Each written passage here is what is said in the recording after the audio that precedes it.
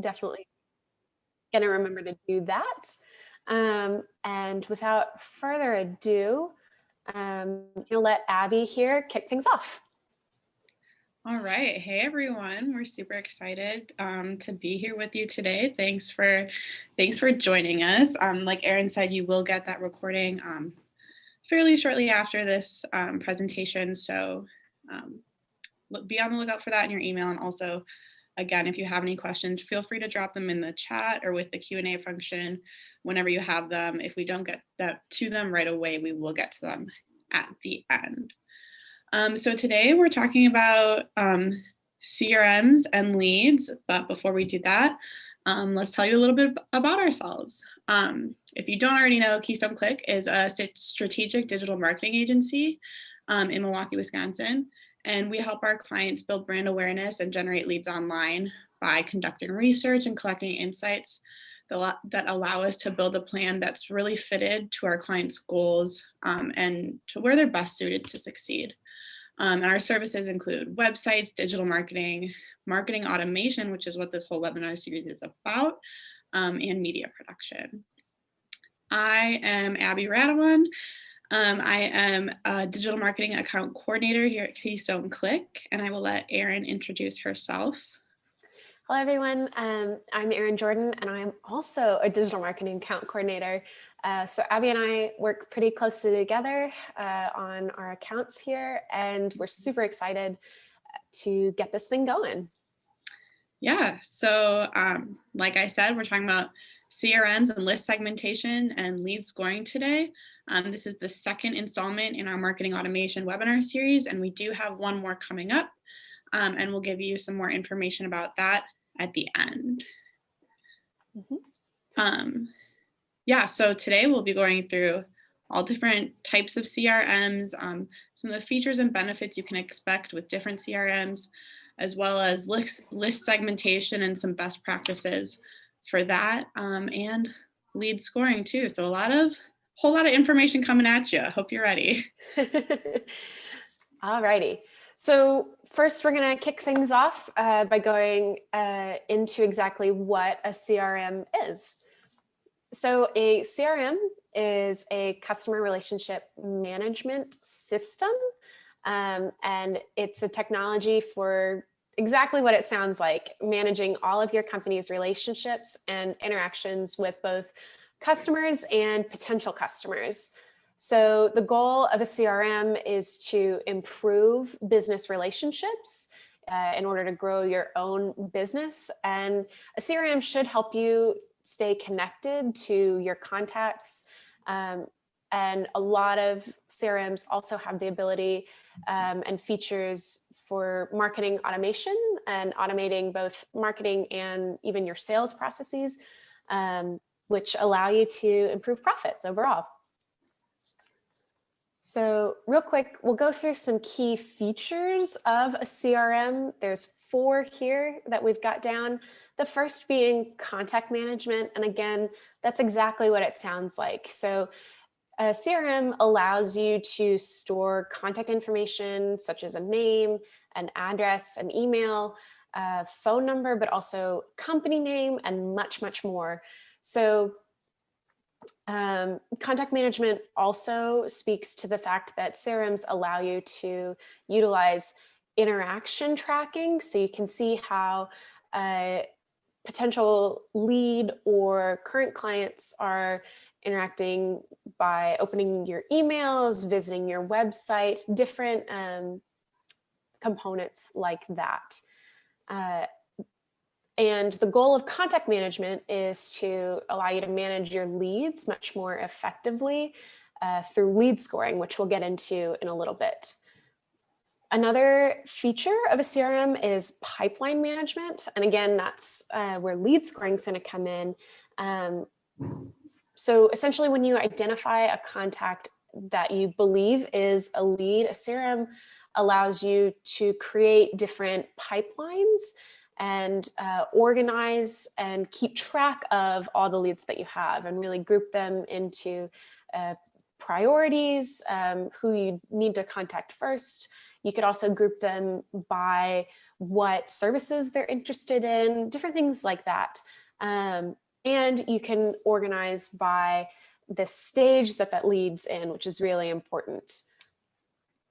So where they're at in terms of the customer journey. Workflow automation we'll also talk about. So workflows essentially are just a series of automated actions that trigger based on a lead's behaviors. So again, those triggers are things that I was talking about as far as opening an email, clicking through to an email, visiting your website, filling out a form.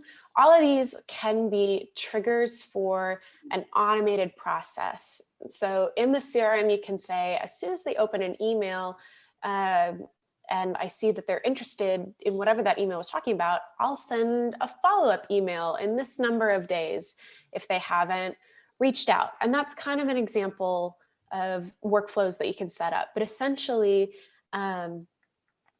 there's a lot of different ways you can use workflows, but it allows you to automate some of your processes. So you're continuing to touch and engage leads with information that they've shown is relevant to them.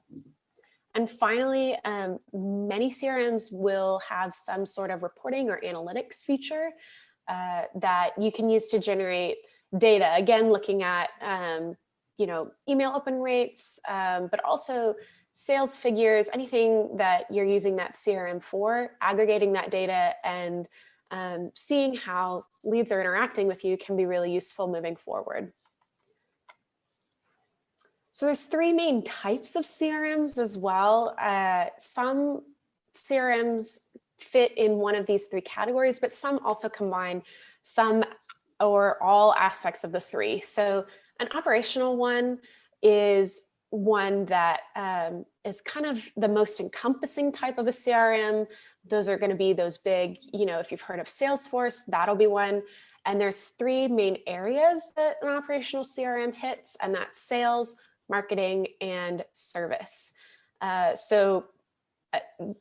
Essentially that CRM is going to let you hit on those three components, not only help you automate even some of your marketing efforts, managing your sales efforts, and also ensuring the best service you could provide from your whole sales team. Next, we've got an analytical CRM, and again, intuitive names here. This one essentially is a warehouse for data where you can both store and integrate data from multiple sources. And again, we talked about one of the key features of CRMs is that you have some reporting abilities for different analytics to not only allow you to see how your leads are engaging with you, but that information can also be used moving forward, whether you're creating new workflows to optimize the way that these people are interacting with you, or other things like that. And finally, this last bucket, collaborative CRM, really hits on the fact that a CRM is a tool for your team. And one of the best things about a CRM is that it allows you to see the ways in which your sales team and also any automation that you add has engaged with a lead. So anyone can learn some basic information about a lead and see, well, this person's already reached out to them, but they haven't heard back. So I can reach out again, or I can apply this automated drip campaign, different things like that. And here are some key benefits of CRMs. Again, any CRM will fall under one bucket or will be encompassing all those three categories. But your benefits that you'll find here are trustworthy reporting. So again, the point where that analytics data comes in, a CRM is going to combine a lot of different aspects of data, not just your website data, but also your email data, which is really crucial, social media, etc., and build it all in one place. And again, be attached to information that it already knows about both your current clients and potential future clients.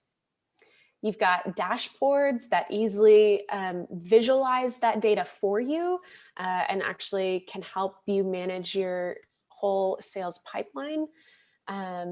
Another benefit is that improved messaging component. So knowing more information about a lead can allow you to improve your messaging with automation, changing up some content because you know they work for a company in a certain industry or they serve a particular role, and you can tailor your resources that you have to them and kind of modify that messaging. So there's some automation tools and tricks that we'll get into in a little bit as we talk about list segmentation.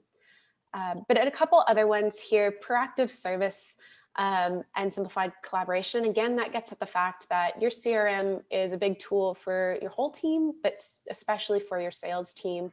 And proactive service really is where CRMs not only allow you to see who all in your sales team is engaging with leads, but also those automation functions of CRMs allow you to continue to engage those leads. And it's not just the manual work of your sales team members.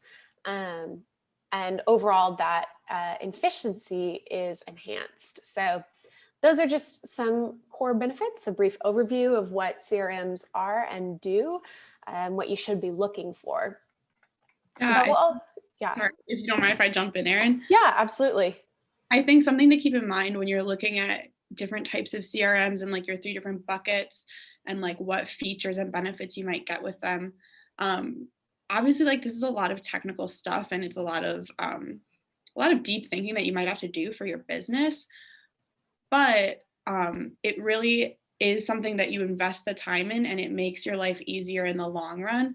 And that's really what CRMs are for. They're there to help make your contact management easier, right? And they're there to help your business function more efficiently and more effectively. So just something to keep in mind as we're throwing all this technical stuff at you. Yeah, it certainly is a waterfall, but Abby, that's a great point of this is an upfront investment almost, especially setting things up initially. And also that's a core component of marketing automation in general as well, is it's a lot of initial setup, but in the long run, it's helping you grow your business more effectively and efficiently.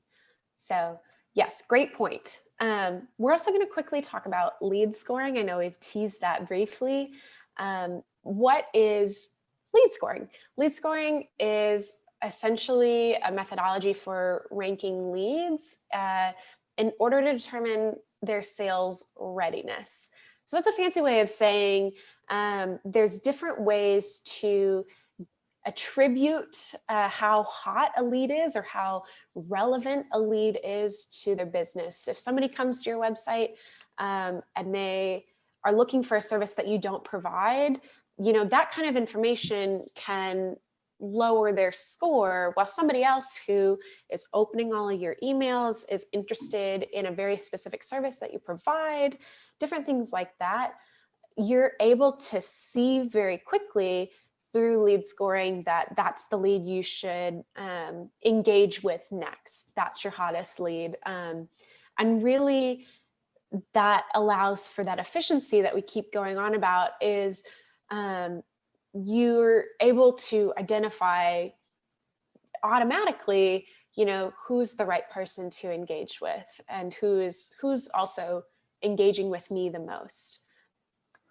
So with that said, I've got an example slide here of rules and how you can score your leads, and each CRM and the way that they do lead scoring, if they offer it, may look a little bit different than this, but the core idea is there essentially. So you can score your leads based on a number of different attributes, not only including the information that they give you from a contact form, but also the ways in which they engage with their website, how you want to prioritize your leads as your sales and marketing goals change and evolve.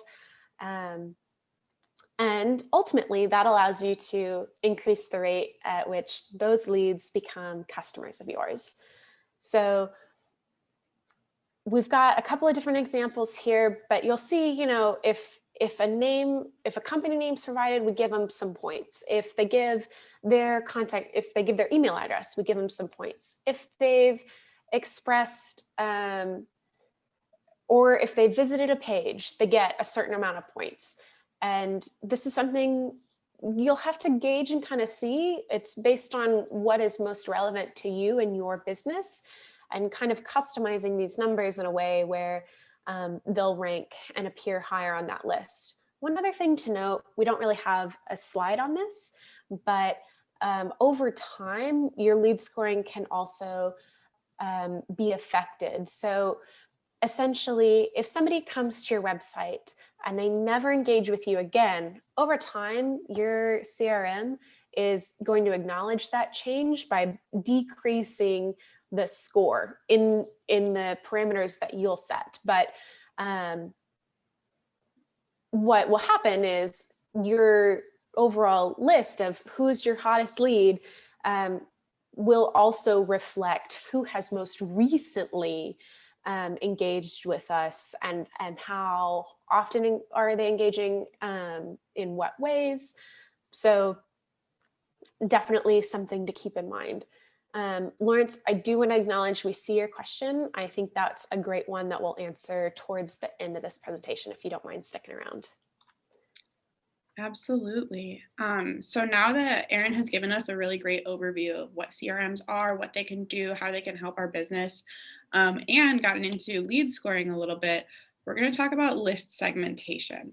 So I think it goes without saying, but I'm going to say it anyways, that your CRM really revolves around this list of contacts that you have, right? That's what it's for. But that big list of everybody you know and everybody that has engaged with your business in some way, shape, or form over time isn't all that useful to you in terms of like a campaign or any really type of marketing activities, because you want to target people directly.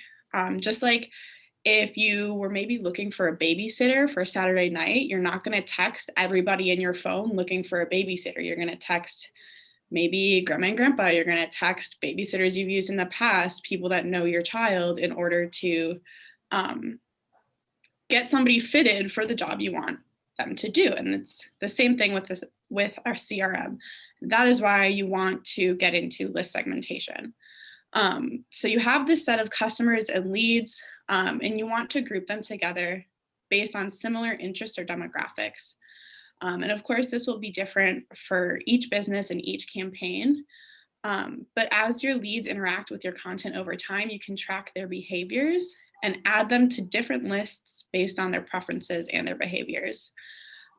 So one piece of this is dynamic lists, and that really gets into marketing automation, allowing you to segment your lists based on activity automatically. So that just really takes the ball out of your court, honestly, and takes something off of your hands. You can make sure that people are getting the right information and the right campaigns suited to them and their needs. So there are a couple different ways to build your email list, which is really important. We talk about this a lot because it's really not uncommon today for businesses to be bought and sold based on the size and content of their email list. So you definitely don't want to forget about your email list. And these are pretty intuitive different ways. You can ask your social media followers for an email, maybe if you have a piece of gated content.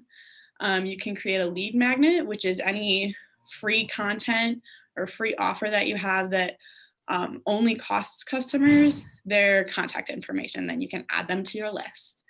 Lead magnets are given solely for the purpose of generating new leads, which is why it helps you build your list so well. And then if you have a great landing page that really speaks to a campaign that's targeted, you can get some contact info. CTAs, really anywhere you can put them, get some contact info. And then finally, encouraging the people whose information you already have to forward your email to somebody that they think might enjoy it and might interact with it positively.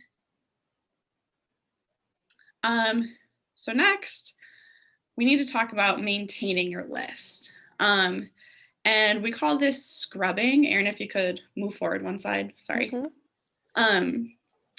If you don't clean your email list regularly, it becomes bloated, and if it gets too bloated, it can become toxic. And you can kind of think about that like doing your dishes. If you leave your dishes one night, all that's going to happen the next day is you're going to have even more dirty dishes to do, and the problem just keeps getting worse and worse and worse. And you want to get your goal, or you want to get your emails into the hands of your target audience. And there are different things that can prevent you from doing this, which is why you want to make sure you're scrubbing your email list.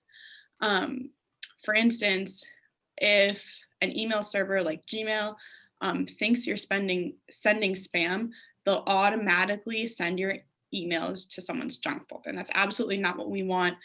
And absolutely the last thing you want. And you can risk irritating the people you're marketing to, which again, definitely not what we want to do. If someone doesn't want to hear from you, you don't want to keep sending them mail because that just creates a bad taste in their mouths. Scrubbing your email list can help you reduce marketing costs. There are some email marketing tools that charge different rates based on the size of your list. So if you have contacts in your list that aren't really engaging with you and aren't interested in what you're sending, why would you pay to send them more things? Just doesn't make sense.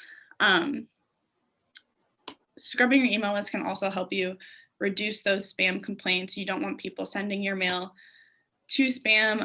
And so if you're making sure you're only contacting people who are interested, your complaints will be fairly low. And then finally, you can increase your open rate, which just means that there's a bigger proportion of people out of the people that you're sending an email to that are going to open it and enjoy it. There are a few different times that you want to think about scrubbing your email list.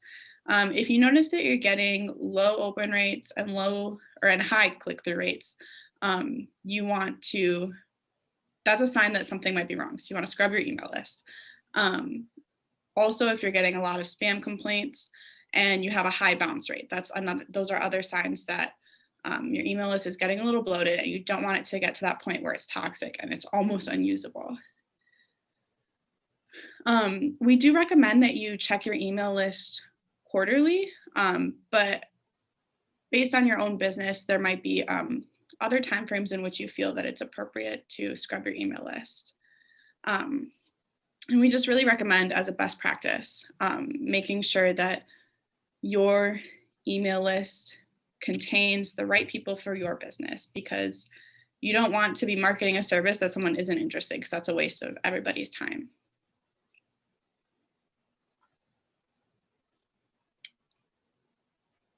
So you can run forward a slide. Thank you.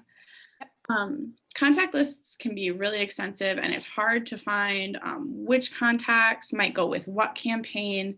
That's a lot of work. On the other hand, if you upload a large list all at once and you already have a specific campaign that you want to direct towards them, it can even still be an overwhelming process then, which is where list segmentation comes in. Instead of starting a campaign for all the contacts in your uploaded list at one time, you can break them into different lists within the whole list, which allows you to better manage the effectiveness of your campaign. And it makes those tweaks that you make can kind of decide whether or not your campaign is effective. The main benefit of a manually segmented list is that you're really inside the list and you know it well, and that there's something to be said for that, knowing who you're talking to and what they like, but that would also show up in your analytics. When you upload your list, you'll have the option to split your list, which would create a segment. And when you do that, it allows you to choose either how many segments you want or how many contacts you want per segment. When you complete that, your segmented lists will be created, and you'll have the option to apply each segment to a campaign whenever you want to. So those are already set up and ready to go. Manual lists are best in situations where you have a large spreadsheet of contacts that you know share a lot of commonalities, whether it's industries, demographics, interests. Maybe they've engaged all with one piece of content that you've produced, things like that. And it's just really a good way to make your list not seem quite as overwhelming. So on the slide on the right, you'll see an example of a list of 200 contacts that we uploaded a few months ago. And we knew that starting a campaign for all of these contacts at once would be impossible. It'd be so hard to keep track of and inefficient since we would only be able to run the campaign once. So we made the decision to split our list into segments of 19 or 20 contacts. So then we could have time to allow the campaign to be more measurable and editable and just have a longer life. Some ways that you can try to manually segment your lists are geographically. You can also create lists based on industries and demographics. And creating those segments will really require you to create individual lists by the trait that you would like to segment by and add that contact manually to the new list. So like we said before, it really is a big investment up front, but in the end, it does pay off. So another option opposed to manual list segmentation is dynamic list segmentation. So dynamic lists are rule-based, and that's kind of similar to what Erin was talking about before with lead scoring. So in a rule-based dynamic list, your prospects are automatically added when they match the criteria. So you will set up the rules, and once someone performs a behavior or makes some action that applies to the rules of your list, they'll automatically be added, and they'll also automatically be removed once the CRM has determined that they don't belong there. Some of the benefits of leveraging a dynamic list are higher conversion rates and increased ROI, just like I was saying a few minutes ago. It really just helps your campaign be more effective because you're talking to the people that want to hear what you're saying. Finally, we're going to get into some best practices of list segmentation because it is kind of an onerous task to take on. So first things first, a rule-based dynamic list is really a great way to start. And it'll help you automatically get things kicked off. However, you want to start small. And I think that kind of goes, and Erin, I think you'll agree, that kind of goes for marketing across the board. Don't try to do everything at once because that's a surefire way to do something sloppy. And if you do it sloppy, you're not going to get the results that you wanted, and you're also not going to get the data points that you wanted. So you won't really know where to go next. So the number of possible email list segments is literally infinite. You can start with a simple segment that involves only 2 or 3 segments. Otherwise, good starting points are graphic region, lead scores, like Erin was talking about, or customers that have already made a purchase from your company. Some examples as far as engagement are customers who have already made a purchase and prospects who have expressed interest in your company but haven't quite gotten to that purchase point yet in their customer journey. And this really allows you to craft your emails differently for each segment. And it can include loyalty rewards, product discounts, stuff like that, that really helps you create advocates for your brand in the long run. Yeah, one other quick thing to note here is that the smaller your list is and the more related those contacts are to one another, the easier it is for you to tailor that messaging to them. And that's one way that it really creates that efficiency, is because your messaging is so exact to what they're looking for, as Abby was saying. So that's another benefit to starting small, is that not only are you not taking on too much from the start, but you're also going to get better data and results to work off of, because you're so selective in who you're starting to reach out to. Absolutely. Thank you, Erin. Mm-hmm. Another thing, and maybe you've already done this, that will really help you segment your lists appropriately is to create customer personas. So when you're doing this, you want to look at the different characteristics, needs, personality traits, pain points, motivations of your best customers. Knowing your customers and why they choose your service or your product over someone else's is the first step in establishing effective segments for different personas. And by extension, it's the first step in creating effective campaigns. The more targeted a campaign is, the more effective it's going to be. Personas are also useful for developing relevant email campaigns that target subscribers' different needs, and for crafting value propositions or like unique selling points that drive opens, clicks, and conversions. Even after you have customer personas created, you want to continually collect information and keep updating those to make sure that your personas are still fitting your best customers as your business grows and evolves. I think it goes without saying, the more information, the better. The more data points you have, the better you are suited to make informed decisions about your campaigns and which lists would fit best for which campaigns. One way to get more information is to give subscribers a chance to tell you about themselves, like maybe include a contact form, maybe include a short survey, asking why they engage with your company, why they like your emails, what they don't like about your emails, and maybe even include an incentive for that survey response to periodically update your personas and your customers' preferences.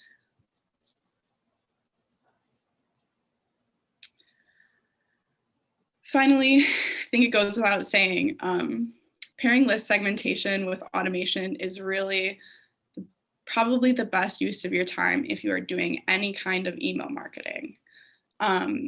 There's a 2015 report that agrees that a marketer can influence your opt-out rates positively by doing a better job at just creating relevant content to your list. And that's really only possible with segmentation, because then you have that really targeted, tailored list to message to, and then you have that really targeted message that hits them where they are.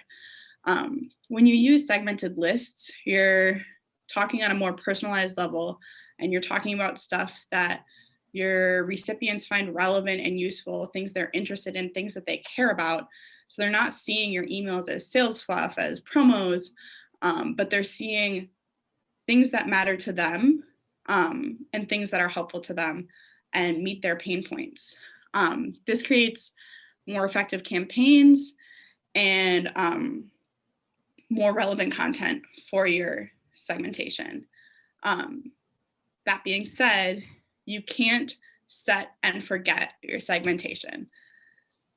Unfortunately, these things do require maintenance, but just setting aside a bit of time regularly to track performance and make adjustments is the best way to stay on top of that, just like it's the best way to stay on top of your dishes, to see how your emails are performing and make sure that you're really targeting your individual segments appropriately.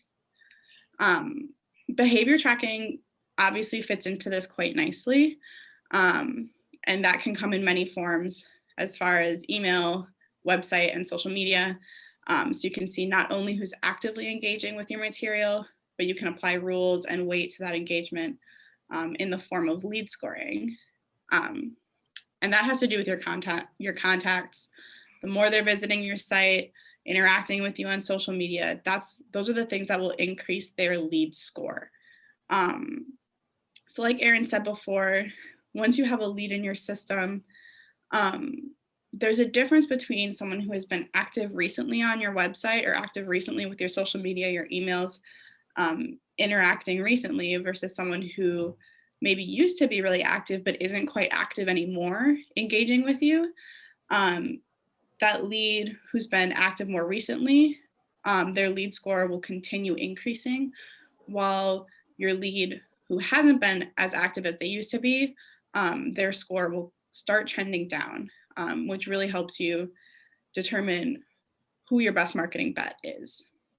Yeah, and it's not to say that those leads who are engaging with you less aren't useful, or you can segment those leads out as well and try and re-engage them with a specific campaign tailored to them. But it is helpful in terms of, well, I've marked, I'm looking at these criteria to let me know who's the best to reach out to at this moment, who I really should be paying attention to at this time.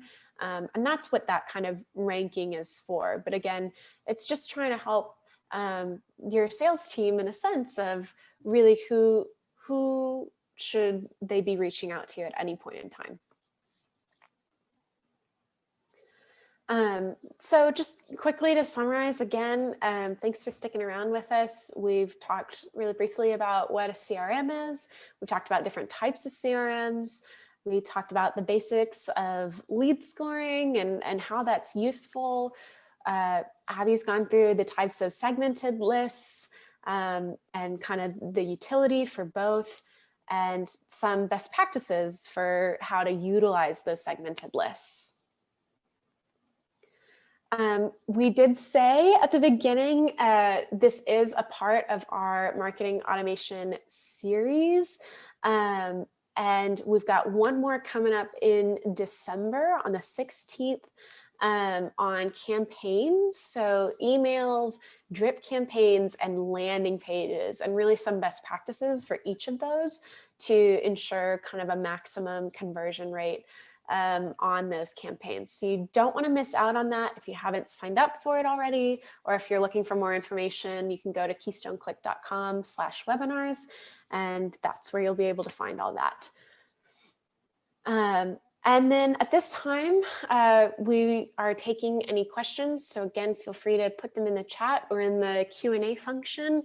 We did have one question that I promised we'd circle back to, so we'll definitely do that now. And then if you have to hop off, as a reminder, we are recording this session. So if you have to hop off, you'll get a recording of everything we talked about just now. So one question that we got was exactly any insight in updating historical data as far as implementing a new CRM system? And that's a great question.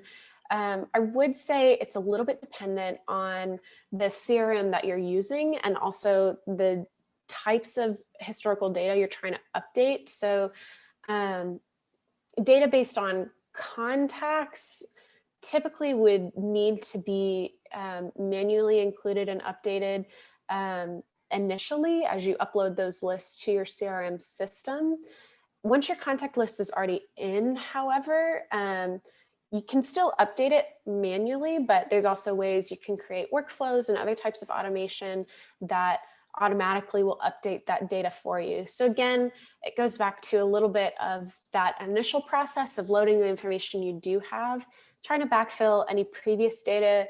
You may still have to refer to it in the place that it lived once before, but it's different how CRMs essentially take in data, is more of a start from the beginning, and moving forward, it should update for you automatically.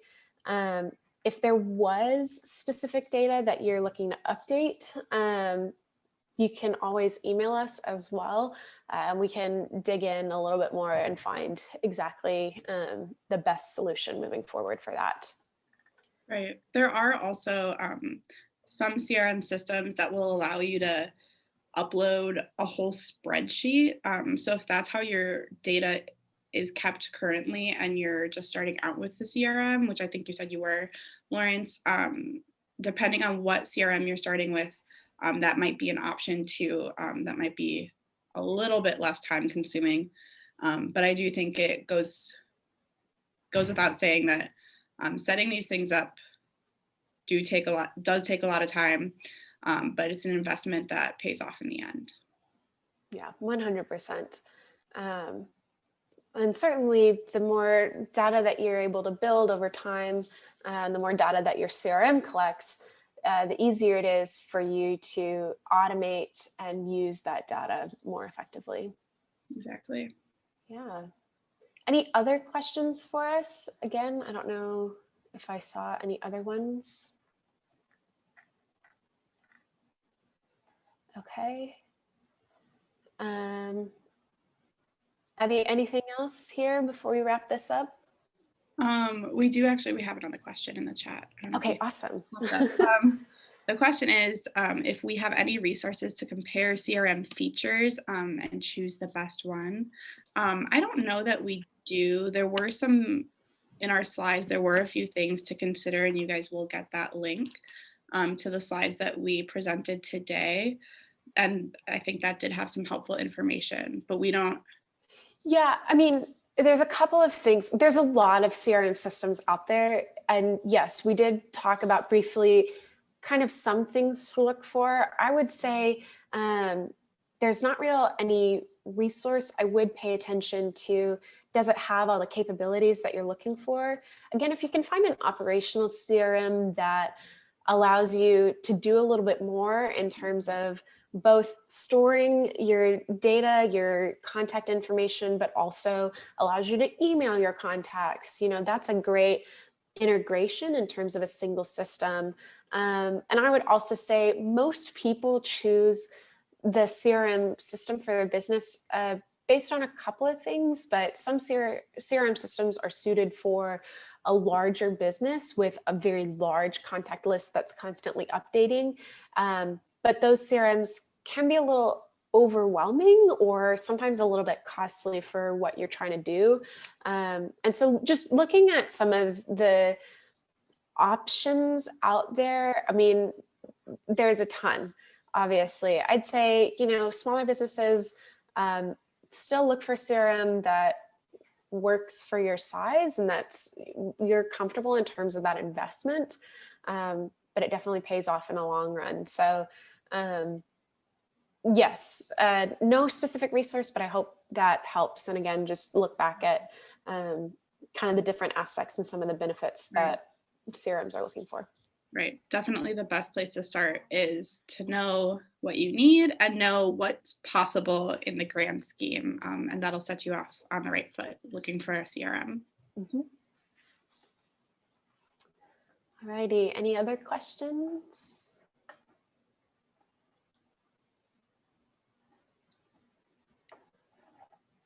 All right. Well, if you do have questions after this, if it comes to you late at night, or if you watch the recording and another question pops up, again, you can email us.